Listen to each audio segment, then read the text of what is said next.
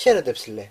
Όπως βλέπεις, ξυρίστηκα. Για άλλη μια φορά θα κάνω μια τέρμα βαρετή εισαγωγή λέγοντας σου πράγματα που ήδη ξέρεις. Όπως λοιπόν ήδη ξέρεις, όλοι μας είμαστε καταναλωτές. Άλλοι καταναλώνουμε τσίχλες, άλλοι τσιγάρα, άλλοι παγωτά, άλλοι καλλυντικά, άλλοι ναρκωτικά και άλλοι σοκολάτα. Σοκολάτα. Θα τα έφτιαχνα χαλαρά μαζί της άμα ζούσε παραπάνω από 79 δευτερόλεπτα. Τέλος πάντων, αυτές είναι προειδοποιήσεις που δεν θέλεις να διαβάσεις σε συγκεκριμένα προϊόντα. Καπότες. Η συγκεκριμένη είναι από μια εκδήλωση που είχα πάει όπου έκαναν τεστ για AIDS. Έκανα το τεστ. Πήρα άριστα. Οι καπότες λοιπόν είναι ένα προϊόν στο οποίο δεν θέλεις να υπάρξει αστοχία υλικού. Και εν τέλει, αν δεν λειτουργήσει κάτι σωστά, δεν θα υπάρξει και δεύτερη ευκαιρία για να λειτουργήσει σωστά. Τουλάχιστον όχι για 6 μήνες. Αλλά ας μην το συζητήσουμε. Προειδοποιήσεις που δεν θέλεις να δεις σε συσκευασία από καπότες. Πρώτη και καλύτερη, να μην έρχεται σε επαφή με ζέστη και υγρασία. Αν και πιστεύω άνετα βρίσκεις γκόμενα που να έχει θερμοκρασία δωματίου ανάμεσα. Ξέρεις, εκεί μέσα. Ξέρεις. Στο μουνί της. Προσοχή αλλεργιογόνο. Αν και αν προκληθεί αλλεργική αντίδραση και πρίξιμο, τέλος πάντων. Προσοχή εύθραυστο. Προσωπικά δεν με έχει σπάσει ποτέ προφυλακτικό. Λένε ότι συμβαίνει 1 στις 1000 και εγώ δεν έχω φτάσει ακόμα στις 1000.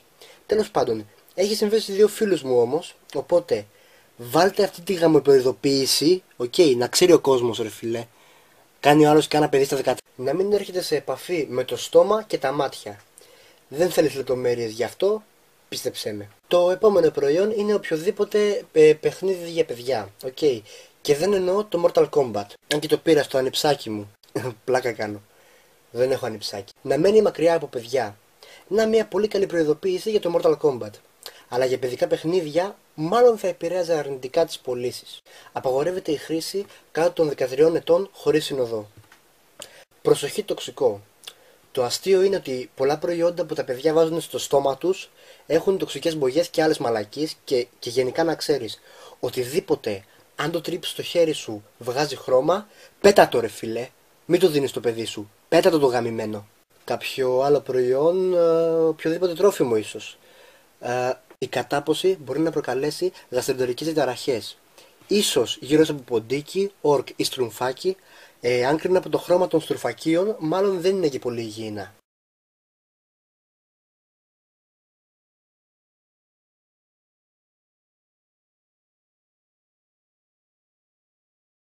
Προσοχή διαβρωτικό.